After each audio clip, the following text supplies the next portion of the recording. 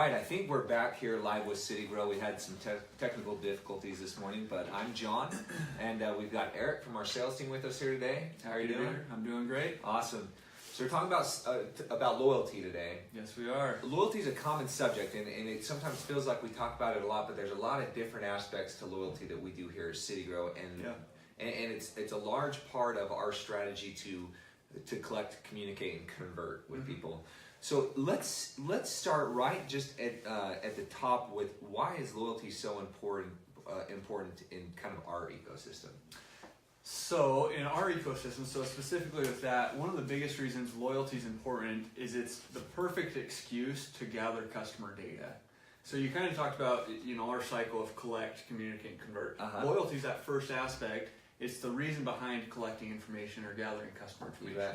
So it really acts as that excuse to get information from customers. Okay, so with that said, let's back up to traditional loyalty programs. Yep. I want to hear maybe a few, so you talk to hundreds of people every week. Yeah. I want to hear about what they're doing for traditional loyalty systems without knowing of like a digital platform like us or the others out there. What are they doing? So there's a couple different options out there. Kind of the age-old approach to loyalty has been the paper punch card. Okay. Right? And break that down for me. Yeah. Why does the paper punch card work, and what's kind of the most common versions of it? So it's convenient, it's simple, it's a low cost. I mean, basically it's a card. Traditionally, it's something like come in 10 times, get a free whatever. If it's a restaurant, a free meal or whatever. So really simple. Customers come in, they hand their card to the employee, they stamp it every time they come in. And then after so many times, they exchange that card for whatever the business is giving away. So the goal is to get them back as many times as you can, give them a reward for coming back. Yeah, honestly, kind of the, theory or mindset behind it has been it's real estate that the customer puts in their wallet or that they have with them, right? And so it's something that they can carry around in hopes that it reminds customers to go back to that business. Yeah. They're cycling through their wallet or their purse or their car, wherever they keep them, they see it and they think, oh, I should go back. It's kind of funny how the same strategies and philosophies carry through to a lot of the digital practices we do today. Yep. Because it really comes down to top of mind awareness. Absolutely. And if I've seen, like the real estate in your wallet, if I've seen that card 10 times, the chances when I'm hungry of going, and I know it's not just restaurants that do punch cards, but the chances of me visiting a business where I've seen that 10 times, it just comes top of mind more than another business might. And it's just a different way of doing that top of mind awareness. So we talked about the real estate. We'll get into it a little bit more, but text messaging, that can be that top of mind awareness as well. Different things there to keep that top of mind. So that's kind of the age-old is paper punch cards. Probably the most common. Okay. There are other ways, kind of grassroots ways of doing loyalty programs. Fishbowl, drop your business card in to sign up for rewards or enter for your chance to win. And that's fairly common as well. Okay. Yeah. So you said the term sign up there. So I've kind of looked at this evolution of digital loyalty from loyalty cards and things like that. Yeah. What are kind of the next steps closer to a digital program? So you have your traditional loyalty card, which doesn't give you any contact data. Yeah. It just hopefully sends your business home with them in their wallet. What have people done to take that next step to try to get more digitized, and what are the benefits of going digital? So kind of the next step to put data behind the loyalty program. That's kind of the key point to this is putting data behind loyalty besides just traditional rewards. One of the most common with us is kiosks. Okay. That kind of takes it to that next step of going digital. So it's still a very similar concept. Come in 10 times, get a free meal or whatever it is. It's just a digital way of doing that. Okay. And so now customers, instead of handing a card and they stamp it, they put in their phone number on an iPad. It helps the business gather some of that data and takes that program digital for them. Cool. So would this be the equivalent of, so I've seen cards that they've given you, and a lot of times they're still paper, and they say go online and register those. Yeah. No, that's probably how often they work. Yeah, it's common, either a paper card or a swipe card. They give it to you, but you have to register it online. Yeah. So you're still getting some data, but there's a few barriers or extra steps the business or the customers have to take. So go online and register. The same could be said with receipts. At the bottom of the receipt it says go online to register. to sign up for the rewards program. So there are some different ways to take it. Yeah, so it seems like that was a transitional phase where, and still a lot of businesses use that to push you to go somewhere. Yeah. So I don't know stats on that, but I do know stats from a case study that we did. Yeah. And I've talked about this before, but we brought up the IHOP case study, where that was their thing, is they would try to get you to go register online with a local one that we worked with. And what we were seeing is right around a 1 to 2% registration rate from people who had the card and had to take it online. So pretty minimal. Pretty minimal. Yeah. I mean, it's just a tough challenge to get somebody out of their flow, which is why we're so big on what can we do while you're at the location to get that data. More of that on-site registration. That's when you get the best results. The way I look at it is the more barriers you can remove, or the more steps you can remove for the customer, the more success you're going to see with it. So, like you said, that is a step towards digital, but it still has some of those barriers that bring low engagement or decrease that engagement. What are some strategies? You just mentioned the channel being on site. The way to physically sign up is on site. Yeah. What about what have you seen in the way of rewards being on site? Like, and I'm talking about maybe the difference between go home, sign up online, and later you can get a reward on your next visit versus like you can get it today. So I think it's human nature to want immediate gratification. We don't like to wait. Yeah, we don't have patience, especially in today's day and age. And so that immediate gratification, that reward on site, makes a huge difference. So part of what we kind of train on with businesses using our system is there's ways to get more engagement with your loyalty. That's one of the first points, is give something away on site for them signing up. Now there's other things like employee engagement, placement of different things, but that makes a huge impact on. Do any come to mind as things that have worked or promotions that might not be, I mean, because you don't want to give away, somebody comes in, they've already come in, they're ready to pay you money. Yeah. You don't want to say, don't worry about it today, your meal's free if you sign up.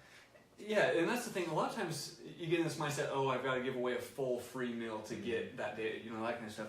But really what we found is you don't have to give away that much to incentivize people to join. Well, because really they're already there. They're already there. It's just an add-on or something simple that they can get. So a lot of times we make recommendations like a free drink if we're talking restaurants, a free drink for signing up, or a free appetizer, just something very minimal that doesn't cost the business a lot to give away a free drink. And it might even be something that you've looked at your business and you say, well, most people don't do it anyway, but maybe if they knew about this drink or this dessert or something that they might not have been thinking about anyway, next time they'll order it more because now they love it and they realize, I mean, that's the kind of thought process I think that's great insight. If there's certain pieces you're trying to promote that's a low cost, maybe you use that as a sign-up incentive to hopefully incentivize people to buy that more often. And I think it makes a significant difference. I mean, once you say having that on the spot, like you said, we don't like to get things later in life. We want them now. You need it now. That's where you see the most success, at least with people signing up.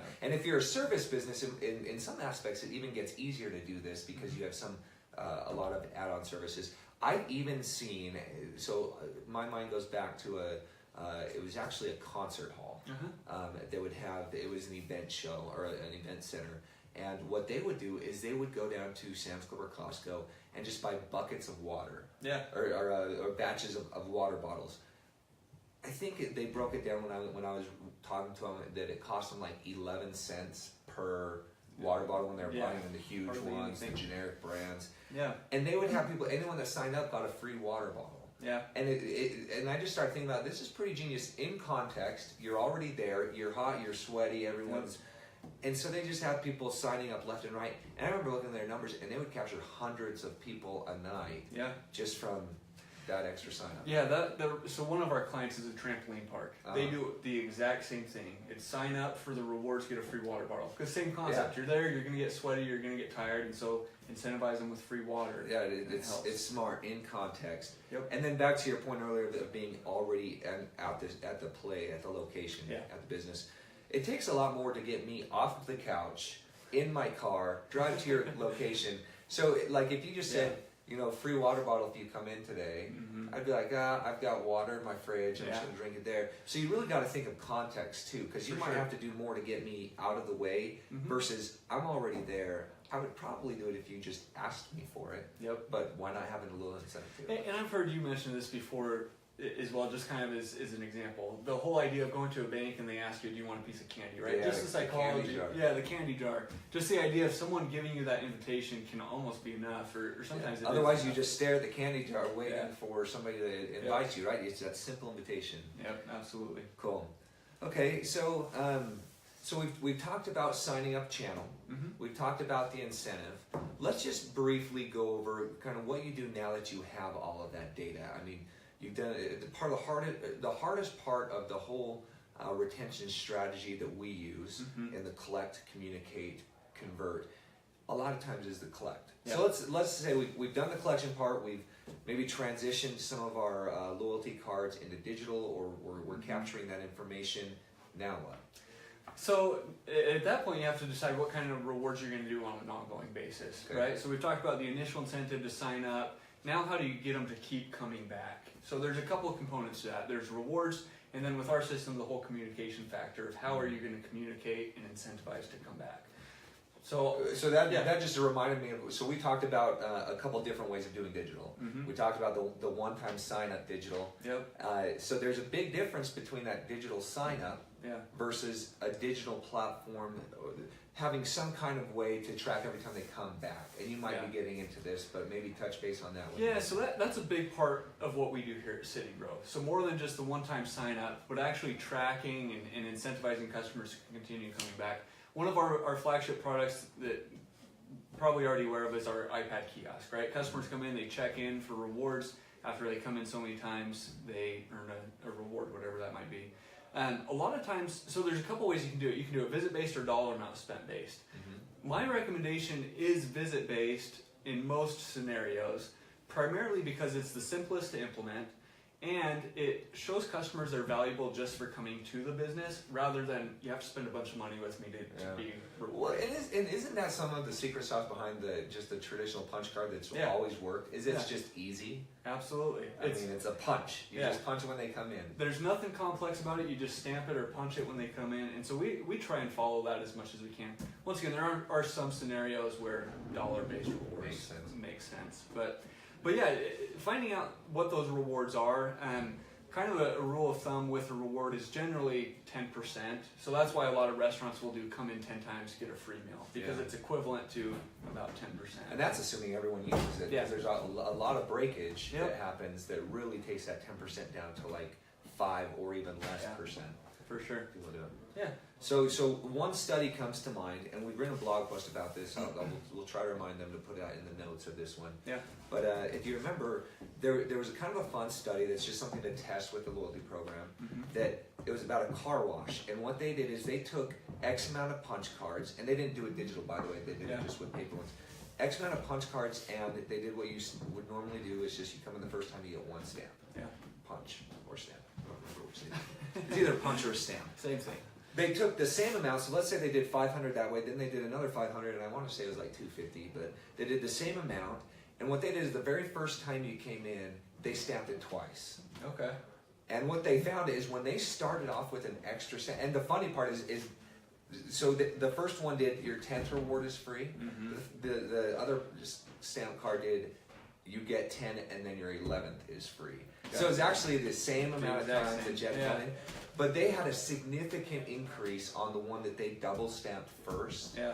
All because when you send someone away with a card that has a little bit more value to it, the chances of them hanging on it are more. Yeah. And so where we've transitioned that and seen some success, and I don't know if any of these come to mind, is the ability to remind people, hey, you're halfway there. Yeah. Keep coming. Or you've only got one more punch that you need with a system that can like reach out to them, like where you text or email them. You only got one more punch that you need to come on in. So kind of an interesting study. Yeah, I think the psychology behind that's fascinating. Just seeing how what incentivizes people to come back. It's interesting. And that kind of touches on that second part. So ongoing incentives. The second part is the communication and how do you keep people coming in. One thing you talked about was, hey, you're halfway there. Just different reminder messages, which once again, top of mind awareness, making sure they're aware that how close they are and trying to incentivize them Right. back. The other side is ongoing, like if they haven't come back for 30 days or 60 days, just having that top of mind awareness, reaching out to those customers, just trying to pull them back into the business with some type of incentive. So just to sum up some of the notes that I've mentally taken from this conversation is, first, whatever loyalty system you're using, and hopefully this is insightful for non-CityGro users too, but whatever loyalty system you're using or card you're using, the first step is try to get data from it. Yep.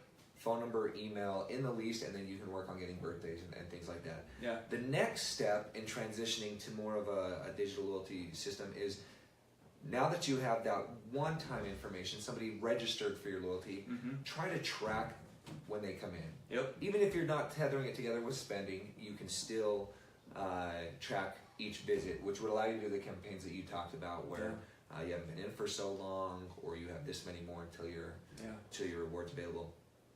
Does that flow sound? That's right? perfect. Yeah, so that flow we kind of look at as, or we refer to it as the retention marketing cycle, right? And we've kind of touched about it a little bit. Collects the data, and we've talked about some of the data points to collect.